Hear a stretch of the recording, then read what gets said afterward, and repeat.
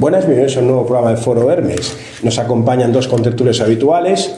Javier estuvo ausente por negocios y trabajo, y Antonio ya estuvo la semana pasada, donde nos ilustró y donde creo que se ha puesto nerviosas muchas personas al ver la comparecencia de Antonio que tuvo aquí, que nos ilustró a muchos y a mucha gente nos ha gustado. Gracias a los dos por acompañarnos, de verdad. Para mí, lo que digo siempre, es un honor que estéis aquí, y yo sé que hay mucha gente que quiere venir aquí, pero no, como decía, son pocos los escogidos y buenos. Así que gracias, de verdad. Gracias. Vamos a retomar la semana pasada lo que decíamos, hablábamos con Antonio, iba a comparecer la concejala y la persona que asistente con ella, el señor responsable de seguridad. Lo sabe mejor que yo, ¿ve? Entonces, yo hoy, jefe de área. Yo hoy hablé con el ayuntamiento para pedirles si la concejala iba a comparecer. Íbamos a tener la suerte de poder hacerle preguntas, y me dijeron que no, que en la alcaldía solo comparece Abel Caballero. Entonces, agradecido a la gente de prensa que me hayan informado de todo este tema, con un poco de retraso, pero lo que nos dicen nos remiten a las declaraciones que hizo la concejala Patricia Rodríguez Calviño, donde decía que confiaba en la justicia al salir de allí. Entonces, vamos a dar la palabra a Antonio, porque esto lo tiene muy, muy migado y nos va a explicar. Lo que sí hemos sacado en limpio es que parece que le echa la culpa a tus antiguos compañeros, a la policía. Entonces, Antonio, ¿tú cómo lo ves analizándolo todo? Saca el bisturí otra vez. Bueno, a ver, yo aclarar que no vengo aquí con la intención de poner nervioso a nadie, simplemente pues está de poner un poquito de luz en algunas cosas, de las cuales, bueno, por mi trayectoria de 35 años de policía, pues que he podido vivir, ¿no? Nada más que eso. Pero bueno, tampoco soy letrado, yo no soy abogado, no soy como el jefe del área del sector de seguridad del ayuntamiento, que es abogado, ¿no? Yo no. Una pregunta, bueno, ¿es cierto que este señor cobra 4.000 y pico euros? Porque a mí me sorprendió cuando me lo dijeron, dije yo, no puede ser. Sí. Después le preguntamos a Javier, que también fue jefe de personal del ayuntamiento. Tranquilamente, porque a ver, es un grupo A1, que es el máximo nivel funcionarial que hay en el Ayuntamiento de Vigo, y por encima tiene encomendado la jefatura del área, con lo cual tranquilamente supera los 4.000 euros de salario. Sí. 4.000 euros. Sí. Vale. Sí, pues, no debería pasar hambre en caso de que fuera prisión. Que espero que no, evidentemente, espero que no. Lo conozco personalmente, ¿no? Pero bueno, sí es cierto que me llamó mucho la atención que la poca información que salió de los medios de comunicación, porque tampoco salió mucha información de lo sucedido en los juzgados, ¿no? Que la base argumental de la defensa es que tenía que haber intervenido la policía local. Yo me empezaría a preocupar. Yo, si fuera ellos y mi base argumental fuera esa, estaría preocupado, porque si no tengo más datos de defensa que ese, me preocuparía, porque ellos saben perfectamente, lo tienen que saber perfectamente, que la policía local es un cuerpo jerarquizado, ¿vale? Donde el máximo responsable es el alcalde, y por delegación la concejalía, y después viene el jefe del área de seguridad, ¿de acuerdo? Que es el que tiene que tener una intercorrelación con la concejalía. Y la policía no puede tomar la decisión unilateral de paralizar ni precintar ningún establecimiento, ninguna atracción, salvo, puede haber dos excepciones, un flagrante delito, ¿de acuerdo?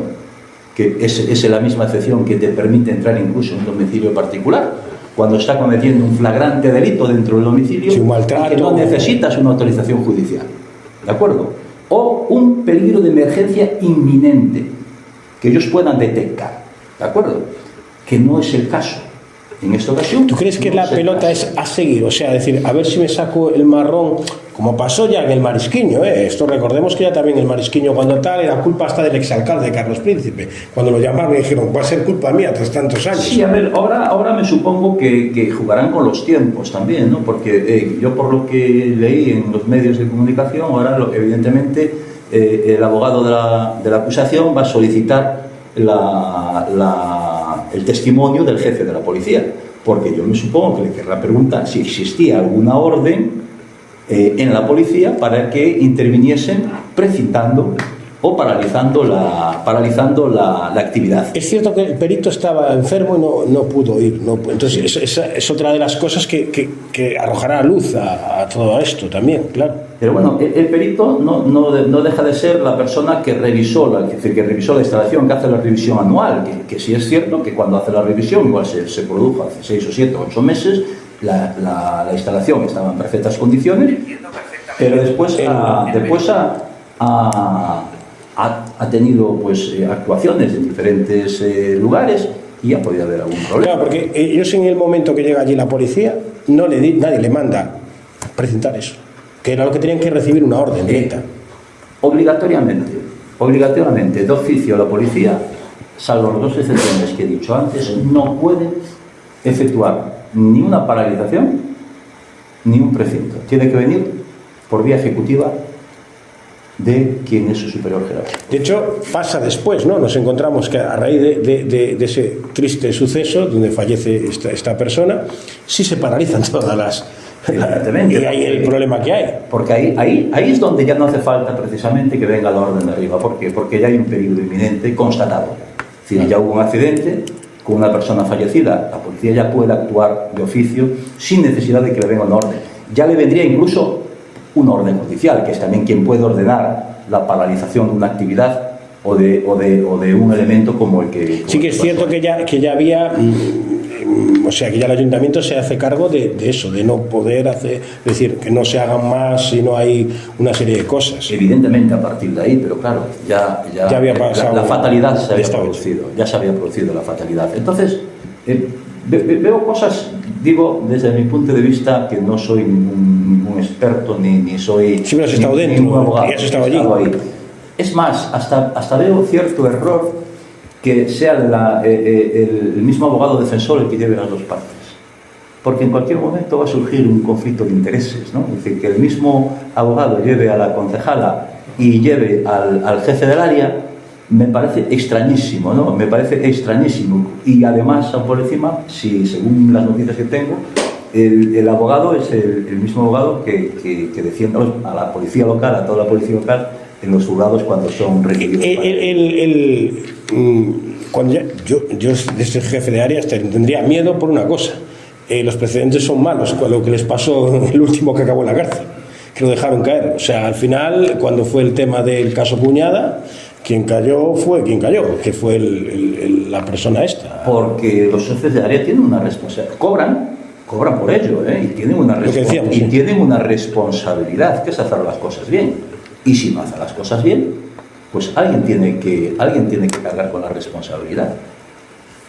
Javier, tú fuiste consejero, pero también fuiste concejal de gobierno. Yo lo que le decía el otro día a Cortegos, que estaba aquí, dije, en el PP buscar concejales que hayan sido concejales de gobierno, quedáis pocos, o sea, no vivos muchos, pero me refiero que tal. Entonces, tú viviste esto porque eras también de personal, llevabas personal en el ayuntamiento. Sí.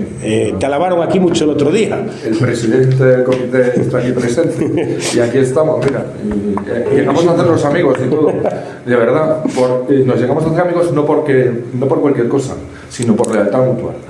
Es decir, a veces uno ve al enemigo donde no hay, y con diálogo, con paciencia, con trabajo conjunto y tratar de mantener siempre la palabra dada, creo que llegamos a un intente muy interesante. Yo creo que fui el único concejal que subía a la 5ª planta y no tenía miedo que me sacudieran los 4 sindicatos que estaban allí. Antonio, yo creo que hicimos una labor, ha hecho una labor de representación de los trabajadores muy buena, y yo humildemente estaba atento a lo que... Y eso que teníamos minoría, teníamos 10 concejales y por lo tanto era un poco más difícil, obviamente, sacar algunas cosas adelante. Pero sí, o sea, no es que no hayamos hecho un trabajo conjunto y algunos rozos hemos tenido, pero de eso se fue soldando una buena amistad. ¿Tú cómo ves este tema? ¿Te das cuenta que tú tienes unas responsabilidades enormes? Porque también... Yo primero, por haber tenido muchas responsabilidades, creo que hay que tener mucho cuidado con todo esto, cuando se acusa a alguien. O sea, una persona puede estar imputada, pero puede después de un tiempo, de hecho se dice que hasta el 80% de las denuncias y donde se imputa a un político, se imputa a una persona de la administración, pues al final ese proceso judicial decae. Por lo tanto, hay que tener cuidado siempre cuando se dice algo, hay que demostrarlo y efectivamente hay que tener confianza en la justicia, ¿no? Pero yo creo que para evitar todo esto que se está comentando, es obligación de un político, es obligación de responsable que está allí dar explicaciones públicas con todo lujo de detalles. Correcto. Y desde luego, lo que queda muy feo, muy feo, muy feo. Primero, no me gusta el enfrentamiento entre partidos y tú más, y tú, porque todos que hemos tenido alguna responsabilidad de gobierno sabemos lo difícil que es muchas veces controlarlo absolutamente todo, porque es imposible, ¿no? Pero sí que tienes la obligación, aunque tú no te lo creas, de dar una explicación pública, de dar todos los datos, de tratar de aclararlo, de no pasar la responsabilidad a un subordinado tuyo, que en el fondo es un subordinado tuyo, o que sea un funcionario y tú eres un político, mientras eres político eres un funcionario, al fin y al postre, y por lo tanto eso no me parece. Sin embargo, es que yo creo que esto entra dentro de un concepto de, aquí en Vigo, de propiedad de la política, es decir, un señor tiene 20 concejales, o 19, y es propietario de lo que pasa en la ciudad, entonces nada puede pasar porque... Pero tampoco da explicaciones, ¿eh? Sí, por eso, ya lo sé. ¿Por qué? Porque no puede, seguramente no tiene explicaciones que dar, no tiene explicaciones convincentes que dar, y como solo puede ser el portavoz, porque nadie puede ser portavoz, porque la alcaldía es suya, la ciudad es suya, pues probablemente... Eso me dijeron a mí hoy, que en la alcaldía solo iba a hablar el alcalde, por eso, cuando la otra vez había hablado esta señora. Yo creo que lo que sí debemos pedir los vigueses con contundencia, porque se ha producido una muerte de una persona y queremos saber qué ha pasado y qué procesos ha habido, qué elementos temporales ha habido, cómo se ha producido la revisión de la atracción, cómo se ha hecho esto. Y no pasarle simplemente a otro o decir las responsabilidades si la responsabilidad de la policía es responsabilidad del concejal, como bien dice Antonio, absolutamente. Yo antes comentaba fuera de cámara, cuando yo era consejero los veranos está súper preocupado porque la Consejería de Industria tiene que también responsabilidades en algunos temas donde hay atracciones y todo esto, y decía, joder, me pasa algo, yo no voy a revisar todas las atracciones, pero sí que tengo que dar la cara. O sea, yo creo que hay dos tipos de responsables, una responsabilidad política, y la responsabilidad política va llevando el cargo, que tienes que dar explicaciones y que tienes que ser transparente, y no vale escudarse en el alcalde o el alcalde escudarse en el silencio, eso no es así. Bueno, Abel lleva mucho tiempo sin dar penales, es otra cosa, y eso es una investigación que efectivamente el juzgado tendrá que llevar adelante con todo lujo de detalles. Tocó Javier un tema que es importantísimo, ¿no? A la hora de que la primera declaración es echarle la pelota a la policía local, ¿quién es? Pues la policía local es el Ayuntamiento de Vigo. Y el jefe de la policía local es el alcalde, lo dijo él, ¿eh? Evidentemente. Hecho por él. Entonces, si la responsabilidad fuera de la policía, sería hay una responsabilidad directa del propio Ayuntamiento. Es decir, quizás no habrá una responsabilidad jurídica, penal, pero sí política. Es decir, eso sin lugar a dudas, ¿no? Sin lugar a dudas. Es más, lo normal es que en la primera declaración ya hubieran presentado efectivamente el orden de precinto incumplida por la policía. Punto. Orden de paralización primero, ¿no? Porque lo primero que llega, yo según las noticias que tengo por parte de fuentes bien informadas, es que a la policía llegó un correo del Departamento de Seguridad, donde informan que las atracciones que hay en Matamá no tienen autorización, pero sin más, no hay un resuelvo. Ese correo tiene que ir con un resuelvo de controlen ustedes el cese de actividad de esas atracciones y en caso de incumplimiento precinten ustedes para que no puedan estar trabajando. Evidentemente, si no hay eso, alguien no hizo bien las cosas. Claro, la policía no va a tomar la decisión de oficio no debe hacerlo. Porque el responsable después, en caso de que pase algo, es el policía. Oiga, tendría que pagar. Yo voy, paralizo una actividad, cierro un local o lo que sea, y estoy infringiendo la ley, quien va a pagar por ello no va a ser el Ayuntamiento, voy a ser yo. Claro. El policía es responsable de aquellos actos que él haga mal. No va a ser la administración, puede ser responsable civil subsidiaria, pero penalmente es la persona que va allí. Entonces, a mí algo no me cuadra. Yo también echo de menos que a lo mejor la oposición, no sé, a lo mejor debería como pedir un pleno extraordinario, a lo mejor, o algo, para intentar de alguna manera. Pero se lo van a rechazar. ¿Sí? No, ellos tienen 7, pueden hacerlo. O sea, si se juntan los 5 los 5 del PP y de los 3, 8. A veces aquí en Vigo no sabemos cuánto es la oposición, porque claro. solo sumamos alcaldía, no sabemos quién es la oposición. Entonces, pues claro, son 7, sí, pero no, 8, de acuerdo. Son 8, son 5 del PP 5, es verdad, y 3 del bloque. Es verdad. 8. Es verdad, Entonces, es que si se juntan pensaba en la anterior legislatura. Y 19 de eso. Claro, entonces sí que podría, a lo mejor habría que llegar. ¿Qué pasa? Yo de este tema no he hablado con Luisa Sánchez, sí he hablado con Xavier y Xavier no lo tenían sobre la mesa este tema.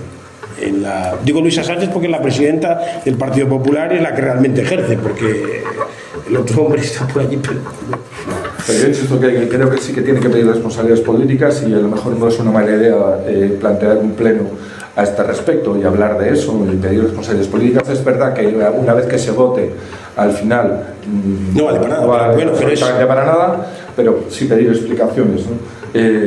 Lo que insisto en esto es que... Porque ellos en el otro día intentaron hacer una moción extraordinaria y se echaron abajo. Sí, lo siento. Entonces, que es lo que vimos aquí en Hermes Televisión, lo han podido ver, que realmente las palabras de Font hacia el portavoz municipal del BNG me parecen escatológicas.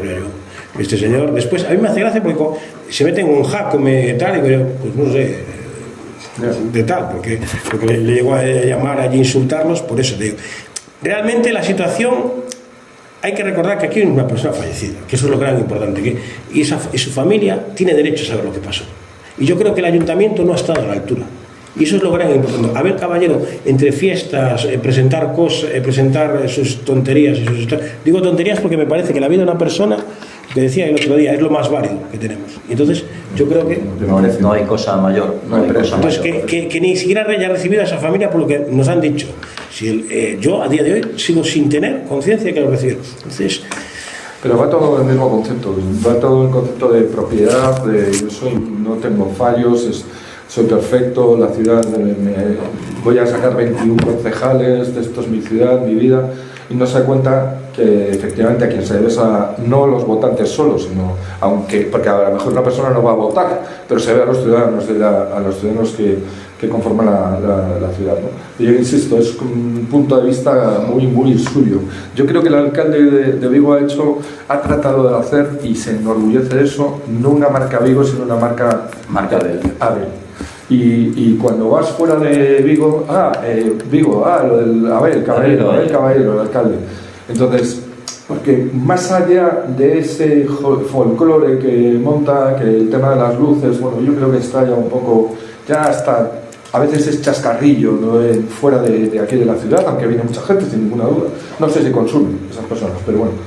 Pero sí que ha hecho su marca personal, y por eso va más allá de las normas mínimas de la política y va más allá de su propio partido.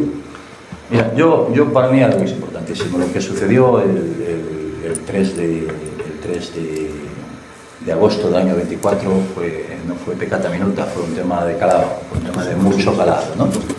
Y yo creo que eso merece explicaciones. Yo creo que merece explicaciones de la misma forma que estamos viendo, como tanto en el Senado como en el Parlamento, que se están produciendo pues accidentes con fallecidos, y hay intervenciones en el Parlamento donde se habla, donde se explica, donde los ministros tienen la obligación de ir a explicar en la Casa del Pueblo.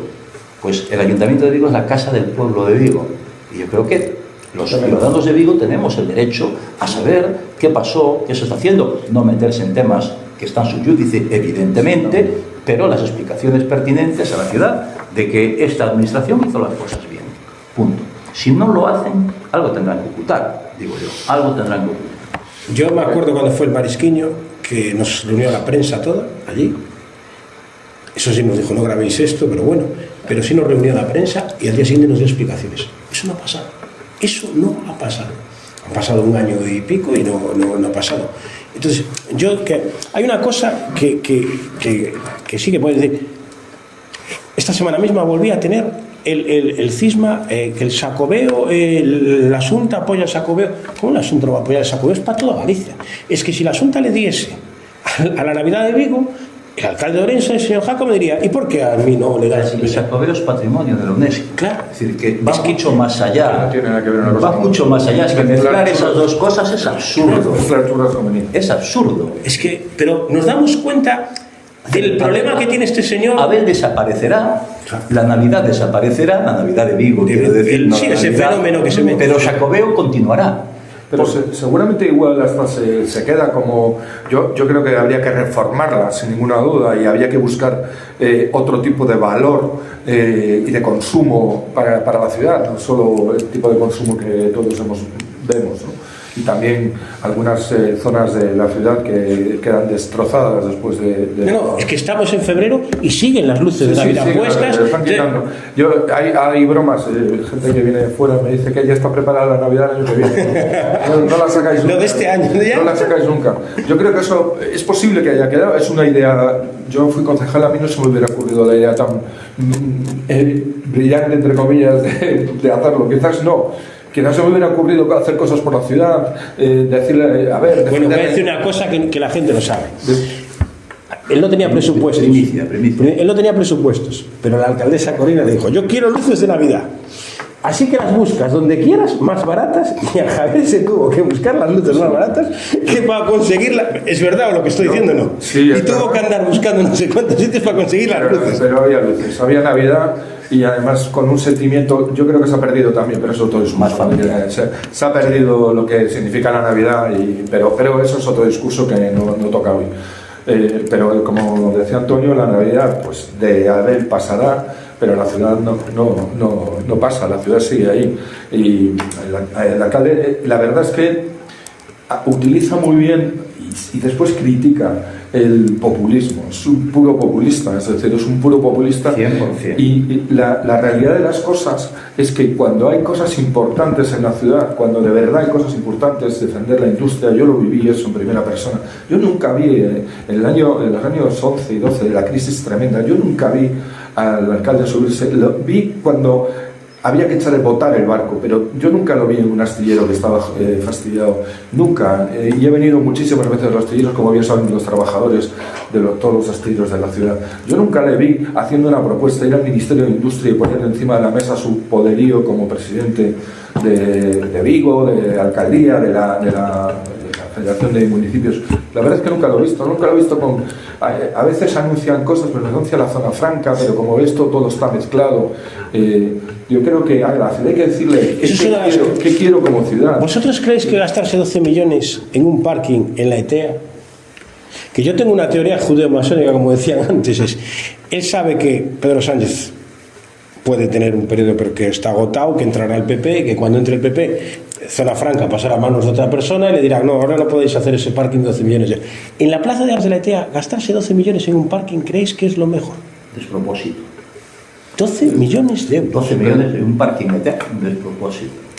Salvo que hay una idea, una macroidea, ¿no? La de esa zona, que no desconozco. No la hay. Lo que hay es hacer una residencia tal, hacer la Yo lo que recuerdo de la ETEA es cuando, yo todavía tenía todo el pelo aquí, todavía ya se hablaba de la ETEA y de la estructura de la ETEA y todos los planteamientos de la ETEA y todo lo que...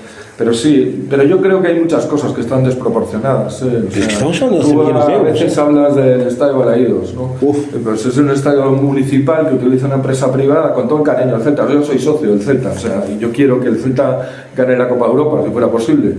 Pero desde un punto de vista económico, es que es difícil de explicar. Eso que tú estás mencionando, la Navidad... Ellos hablan de centenares de millones. Eso no es verdad. Pero ¿en qué cabeza cabe? Pero también hay una inversión de muchos millones de euros que va creciendo cada año y tampoco se explica especialmente a la ciudad, ¿no? Eso digo, yo creo que falta, yo creo que está dicho el que ves al dedo y no ves la luna, pues con el alcalde es especialista en que veas el dedo y no veas más allá. Y la ciudad, hay un dato que para mí es fundamental. El nivel de renta de los habitantes de la ciudad de Vigo ha bajado apreciablemente y está hay ciudades, en este caso la provincia de La Coruña, que nos pasa ampliamente. Cuando era Vigo la que tenía la renta per cápita de producción dividido entre habitantes más alta de Galicia. Y aquí nos estamos empobreciendo. Esto es una realidad, es un dato objetivo. Y claro, eso parece que no nos preocupa. ¿Dónde está la fábrica de baterías que se prometió? Fábrica de baterías ni otras cosas. Tú peleaste mucho en el Senado por lo de la más alta Tenía tensión. eso, sí. Y de momento seguimos sin eso. O sea, Citroën sigue sin eso. Pues te voy a contar una cosa. Mira, cuando nosotros hace unos años empezamos con la búsqueda de una planta de baterías, que si os veis la hemeroteca, esto empezó en el año 10. En el año 10 yo tenía el honor de ser el consejero de Industria de la Comunidad Autónoma. Empezamos a buscar terrenos, ¿vale? Y empezamos a buscar terrenos y tuvimos que hablar con el Ministerio de Industria. El Ministerio de Industria habló con el alcalde de Vigo, y el que empezó a hablar de la planta de baterías sin que nosotros pudiéramos hablar porque estábamos sujetos a un contrato de confidencialidad fue el alcalde de Vigo. Eso dificultó muchísimo la planta de baterías, porque había un contrato de confidencialidad, como es lógico y normal. Entonces, como pasó con IKEA, cuando estabas de concejal y Corina era alcaldesa, como pasó con IKEA, que se intentó poner palos en las ruedas para que IKEA no viniera aquí. Es muchísimas cosas. Son cosas que algunos sabemos, pero bueno, que antes de que... La ciudadanía parece, o sea, esto es democracia, tiene 19 concejales, una mayoría muy importante, cuatro mayorías, 2 relativas y 2 muy absolutas. 4, sí, porque las 2 primeras fue alcalde sin mayoría. Sin mayoría, con el bloque. Teníamos 13 concejales y yo fui, él tuvo 8 creo, después 11, sí. Y después ya pasó a... y bueno, la ciudadanía lo valora así y nosotros tenemos la obligación de... Sí, pero tenemos, desde los medios de comunicación, tenemos la obligación de fiscalizar el poder. En un medio de comunicación, yo me metí en esto por esto. Yo he dado caña a la Xunta, he dado caña a la Diputación, he dado caña y lo saben, la gente que nos sigue lo sabe, que yo, por eso estoy soltero, porque no me caso con nadie, como digo yo. Pues esto es igual. Es que ese es el gran tema. Hablando de esto, quería otro tema que queríamos saber, la vivienda. Está siendo un caballo de batalla entre el Ayuntamiento y la Xunta otra vez. Volvemos a lo mismo. Y bueno, y ayer la ministra salta con que, de la ministra de Vivienda, con aplicar el artículo 155 sobre Madrid sobre vivienda. Yo creo que a esta señora se le debe ir la cabeza, con todo el respeto, o sea, que una ministra diga eso... Están perdiendo el norte todos, están todos perdiendo el norte, ¿no? Y una vez más asistimos a la falta de sintonía y de coordinación que tiene que haber entre todas las administraciones para poner, aunque sea poco a poco, alguna solución a la vivienda, ¿no? Todos sabemos lo difícil que es en estos momentos ya no adquirir una vivienda, que también, sino incluso hasta alquilarla, ¿no? Es decir, la escasez de vivienda está haciendo que mucha gente, primero, ya se tenga que marchar de las ciudades. Correcto. Se tengan que marchar de las ciudades, tienen que abandonar sus barrios, tienen que ir lejos de sus trabajos, porque es imposible tener una vivienda, ya no comprarla, sino también alquilarla en una ciudad. Y ahí tiene que haber un trabajo conjunto de las 3 administraciones, cada una la parte que le corresponda, evidentemente, ¿eh? Yo sé que los ayuntamientos también pueden participar, ya lo hicieron hace años. Ya lo hicieron hace años. En Vigo, ¿cuántos años hace que no se hace vivienda pública? Ahora él dice que hay una... Pero él vendió en Rosalía de Castro. Me acuerdo porque me dijo Yolanda ya... Pero si en Vigo hay 7.000 solicitantes de viviendas públicas. ¿Por qué se vendió en Rosalía de Castro las viviendas que habían hecho, que eran del ayuntamiento? ¿Por qué se vendían? Si se podían destinar ahora, alquilarlas a un precio más barato. Javier. Bueno, a mí me gustaría que los políticos no toman el pelo a la gente, ¿no?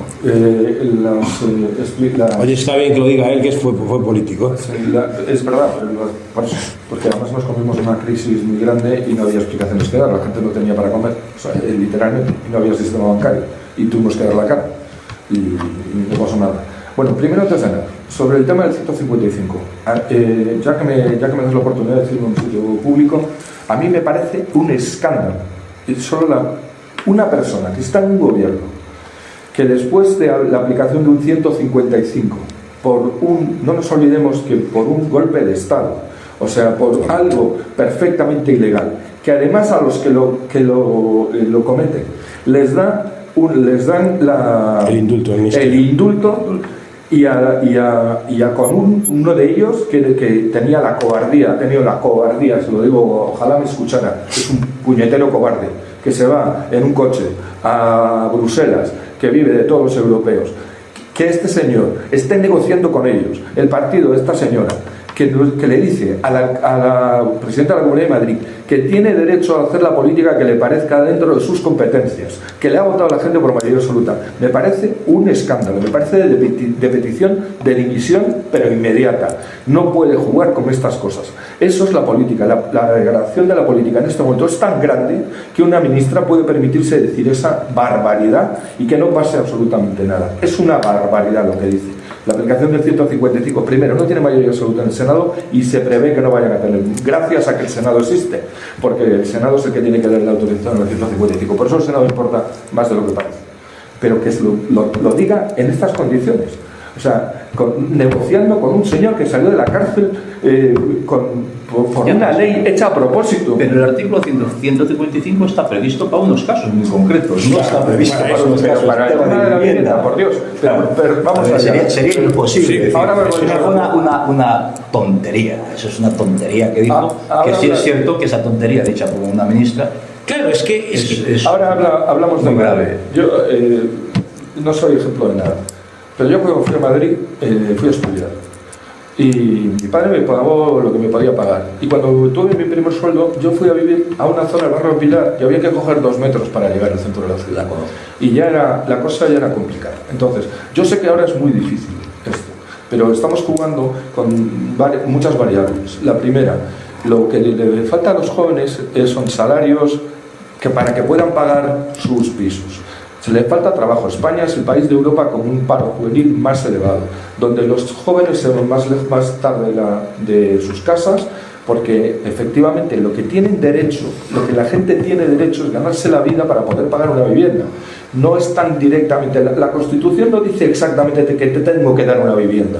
Tienes derecho. Tengo que tener derecho a una vivienda. A que la vivienda que tengas tiene que ser digna. Exactamente. Entonces, este tema de la vivienda, y yo ahora estaba tratando de recordar el número y como no quiero dar un número equivocado, yo recuerdo presentaciones del presidente del gobierno creo recordar que hablaba de 700.000 viviendas públicas. Nos perdíamos todos en los datos porque decía una cosa, después otra y después lo de más allá. Esto es un ariete, siempre sale para engañar un poco a la gente.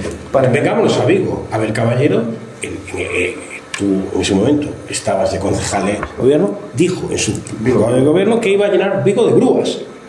Y que iban a construir no sé cuántas viviendas. No, pero hay grúas. Yo creo que renovó el servicio de grúa municipal. Pasaron de 10 a 24. Grúas de estabas en el ayuntamiento, tú estabas en el ayuntamiento, eras una persona relevante en la policía, y tuvimos que aprobar un plan general urbano encerrados dentro de la alcaldía, y allí también votó el PSOE. Allí votó, sí, pero estábamos encerrados en la alcaldía y lo aprobamos. Nosotros no podíamos aprobar nada si algún otro partido no nos votaba. Y se aprobó, por lo tanto, alguien lo aprobó, no solo nosotros. No fue un plan de consenso, lo aprobó el Partido Galeguista también y nosotros. Y había un consenso. Y eso se paró por la arte y gracia del señor alcalde.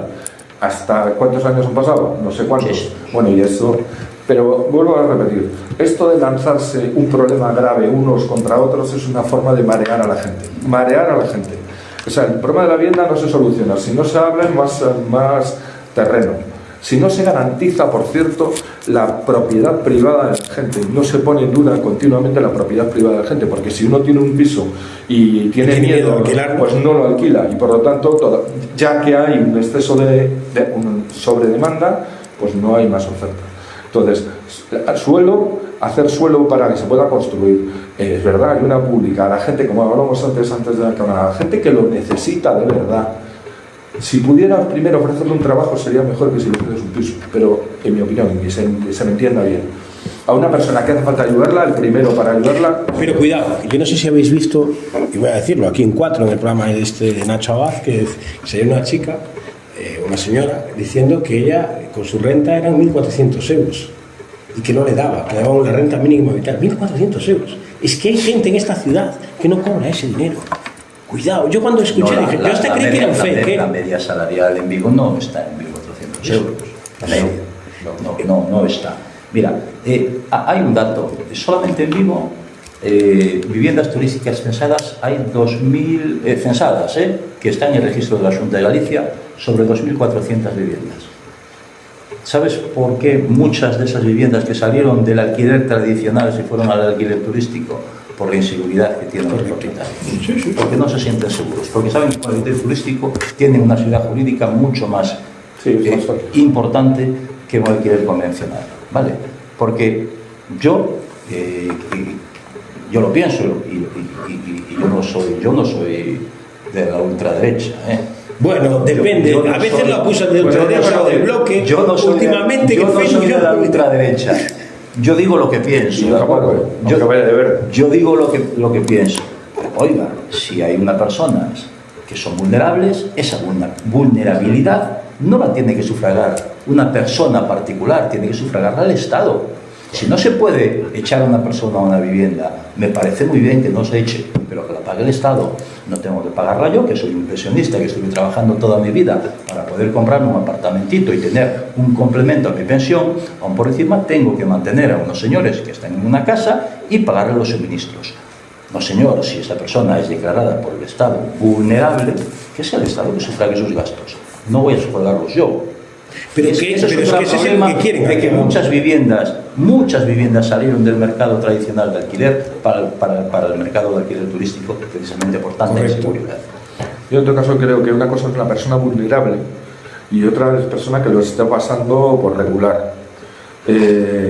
Porque yo creo que, insisto, esto solo se puede pagar de dos maneras, no hay más, bueno, tres: reduciendo gastos en el presupuesto municipal, nacional, reduciendo gastos, subiendo los impuestos o teniendo más deuda. Pero ya nos han subido los impuestos, la basura. Entonces, es que no hay más formas de... A lo mejor hay que bajar la Navidad. Y a lo que voy es que, insisto, no hay más formas.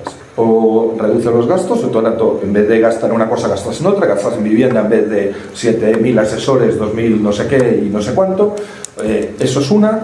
Otra es endeudarse más, y la Unión Europea tampoco nos va a dejar endeudarse más porque ya tiene deuda española hasta arriba, y subir los impuestos. Yo lo que creo que hay una cosa en España, y hablo en general, creo que hay que tratar de motivar el trabajo.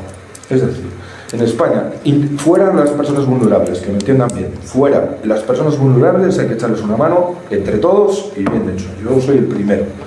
Pero hay otras muchas personas que podrían acceder al mercado de trabajo, pero que están cómodas como están, porque subvencionamos muchas cosas, desincentivamos ir a trabajar en muchos casos. Claro. Y a veces hay que, a determinadas personas hay que incentivarla a buscar Hombre, si le das una renta de 1.400 euros, no va a ir a trabajar. Yo lo he dicho muchas veces y a veces me tachan también. ¿Me van a llamar de extrema derecha a mí ahora? Muy de derechas, porque yo manifiesto en tertulias y estoy con mis amigos que la gente que recibe una ayuda, evidentemente, si está en nuestro país no vamos a dejarlo morir de hambre, pero que esa ayuda tiene que estar supeditada a un esfuerzo por parte de esa persona. Y un control. Vale, hay muchas cosas que hacer, se pueden hacer muchas cosas, ¿vale? Y no ser un regalo, primero porque le damos dignidad a las personas, que el dinero que recibe, que lo reciba por un trabajo, eso es dignificar a la persona. Los regalos no dignifican a las personas. Y de todas formas, el que te llame a ti extrema derechista, tienes la de extrema izquierdista, y la extrema izquierdista a lo mejor está bien pues vivir en Cuba, por ejemplo, donde la vivienda se está cayendo, o sea, es que no, estamos hablando de cosas de sentido común, es decir, esto no es ni derecha ni izquierda. La gente que necesita una ayuda debe ser ayuda social. Yo os voy a decir una cosa, porque si no me quedo muy derecho. Debemos ayudar, por supuesto. También cada uno de nosotros tiene que comprometerse con la sociedad, también es una obligación, la sociedad con la persona y la persona con la sociedad. Y entonces, no todos pagamos igual, es decir, es verdad que todos pagamos impuestos, no casi todos, pero ya la renta es progresiva, ya las empresas pagan progresivamente, entonces también tenemos derecho a exigirle a todo el mundo que trate de aportar, porque hay un porcentaje muy grande de población en este momento que es, vamos a llamar en general, sin entrar en el término concreto, pasiva. Es decir, está viviendo de subvenciones, de ayudas, de pensiones, claro, eso no se nos sostiene como sistema. Es que, insisto, o se ahorra o se cobra más O te endeudas. Es que no hay más, es como una familia. Esto es más fácil que... No hay varitas mágicas en eso. Que te he interrumpido. No, yo solo quiero deciros una cosa, que a mí me parece que cada uno es de lo que quiera ser. Yo soy del Barça, como digo la gente. Cada uno tiene su defecto, ¿no? Tiene su defecto. ¿No? Yo soy del Barça. Si yo quiero ser de extrema derecha o de extrema izquierda, mientras respete a las personas, no hay problema. Es que a mí me hace gracia esto de Vox es de extrema derecha. Y yo digo, hombre, tenéis en esta ciudad hay una teniente alcalde que era de las Brigadas Rojas, hoy es condesa de Toralla, como me dice aquí siempre Carlos Príncipe. Entonces, claro, me llama poderosamente la atención, o el alcalde de Vigo era comunista, vive en un piso de 200 y pico metros cuadrados, muy comunista no parece. Entonces, no, pero bueno, vamos a ver, es que a mí, yo conozco a gente que es comunista y después lleva iPhones y camisetas leves. Me parece correcto, como le dije yo, pero no me des lecciones. Porque ahora se lleva mucho el etiquetar. Claro, entonces yo creo en la libertad. Y tú que seas, yo creo que es un defecto que seas del Madrid, porque yo soy del Barça, entonces diréis, pues al revés, pues esto es igual. Entonces yo creo que lo que tenemos es que respetarnos unos a otros, y mientras haya un respeto, y si una persona es de Vox, de Sumar o de tal, porque claro, yo veo a Yolanda Díaz, ministra de tal, yo digo, y sí que te voy a romper una lanza con Yolanda, una cosa, que yo la invité a venir aquí, me venía aquí, cuando no era nada, pero no era tal, pero... Invítala ahora, ¿eh? No, ahora seguro que no me mira, pero me refiero que va dando de comunista cuando ha ido tal, entonces, o Pablo Iglesias, o Irene Montero cuando decía el otro día aquella aberración que dijo, de hay que sustituirlos a todos, porque yo el otro día lo discuto muchas veces en mi casa y digo, ¿cómo todos iguales? Yo tuve que hacer la mili y ya no soy igual que mi hermana. Pero si somos los humanos somos radicalmente diferentes. Claro. Eso es un principio. Pero lo que tienes es que respetarlos. Es la grandeza también. Claro, somos radicalmente diferentes. Es imposible hacerlos iguales. Lo mejor es el respeto. Los sistemas igualitarios al final acaban que el respeto no existe. O sea, el sistema comunista es un sistema comunista capitalista y allí no hay democracia ni puñetas. Todos los sistemas que se han intentado para tratar de equilibrarnos por debajo no ha funcionado ninguno. Pero hay una cosa en ese sentido. Yo creo que el otro día el presidente Feijóo el presidente del partido, estuvo muy bien. Porque puso al señor de RC en su sitio y algún otro en su sitio. A un señor de Bildu, si tiene razón, si el PP le hubiera pasado este accidente, es que le llamarían asesino y le pondrían una vía encima de la mesa. Es verdad. Porque hay una cosa que se ha generado, que es la propiedad del lenguaje. Resulta que ser de extrema derecha es extremadamente malo y ser de extrema izquierda mola. Y pues no, es decir, no. Y por otra parte, yo no soy de Vox, ni he votado a Vox, ni tengo nada que ver con Vox. Pero es un partido democrático que cumple las reglas democráticas, que está en el Parlamento votado por la gente. Si creemos, como ellos creen, las personas, la capacidad de votación de las personas es lo que determina todo, incluso la ley, porque me dicen que si se vota en asamblea la ley decae. Si eso es así, Vox es un partido perfectamente tal, como el PP, como el PSOE, como Podemos y como Sumar. Se presentan unas elecciones y salen elegidos y si no, los votos. Yo ya discutiría si Bildu, yo ya lo discutiría, pero ya estamos hablando de un extremo, ¿no?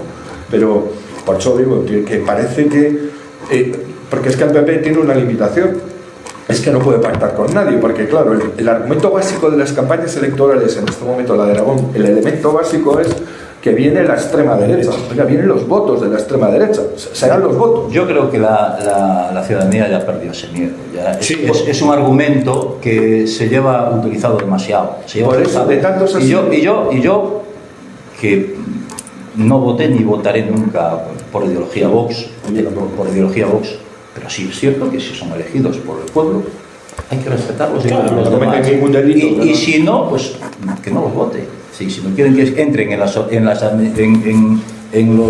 pueblo decide. en la administración pública, Antonio, que no lo vote. Puede suceder que a un delincuente vaya y le vote a la gente, pero si es un delincuente. Y eso, que le vote a la gente no quiere decir que no sea delincuente. No. Pero los partidos políticos que están en el arco parlamentario, todos defienden posiciones ideológicas, no son delincuentes, defienden posiciones ideológicas. Y por lo tanto hay que respetarlos, claro que sí. Y el PP debería poder pactar con toda tranquilidad y que el PSOE no tenga continuamente el argumento es que viene a la derecha y por lo tanto tenemos que pelear contra la derecha, sin más. Yo creo que se acabó ese argumento. Sí, yo también lo creo. Se les ha acabado en Extremadura, se les va a acabar en Aragón, y yo creo que se va a acabar. Y hay una cosa, y tú lo sabes mejor que tú has estado en Alianza Popular y has peleado al Partido Popular. La mayoría de gente de Vox, de los altos dirigentes, venían del PP. Bueno, pero Yo se lo he dicho una vez, Claro, le dije yo. es un caladero. Se lo dije yo, pero Muy mira, claro, cuando se crea Vox, claro. Santiago Abascal, bueno, Santi vino después, pero Alejo, que lo conocemos, Alejo Vidal Cuadras. yo, sí, yo por eso te digo, conozco entonces, a su hijo y- bastante bien. Sí, pero eso no es responsabilidad de Vox, eso es responsabilidad Claro, de la gente. que recupera a esos votos. La gente vota. Y claro, y ya está. Entonces, mientras cumpla las reglas democráticas, mientras se financie adecuadamente, que lo de la financiación ya veremos en otros sitios, pero bueno, mientras se cumplan las reglas democráticas, pues es lo que puedo pactar. ¿Cómo te puedes permitir de pactar con Bildu y decirle a otro que no puede pactar con un partido democrático? ¿Pero qué me está contando? O sea, es que eso, claro, pero ya el lenguaje, perdón, no sé si me escuchas. sí. El lenguaje ya queda ahí, es extrema derecha malo, extrema izquierda bueno. Y no es así, no es así. Bien, hemos analizado todo. Culpa tuya si alguien le da un ataque al corazón por el Concello. Yo espero que no. Culpa de él, Es más, culpa de él, ¿eh? El que tenga Yo me solidarizo. el que no ha hecho nada malo, que tenga la conciencia tranquila, que no tenga miedo a nada. La justicia Tiene que prevalecer. va a prevalecer y la justicia, yo siempre lo dije, es como un cojito, es lento, pero siempre acaba llegando. Gracias, de verdad. Gracias a los dos por estar aquí, de verdad. Y gracias a todos por vernos. Sin ustedes esto no sería posible. Les esperamos en un nuevo programa de Foro Hermes.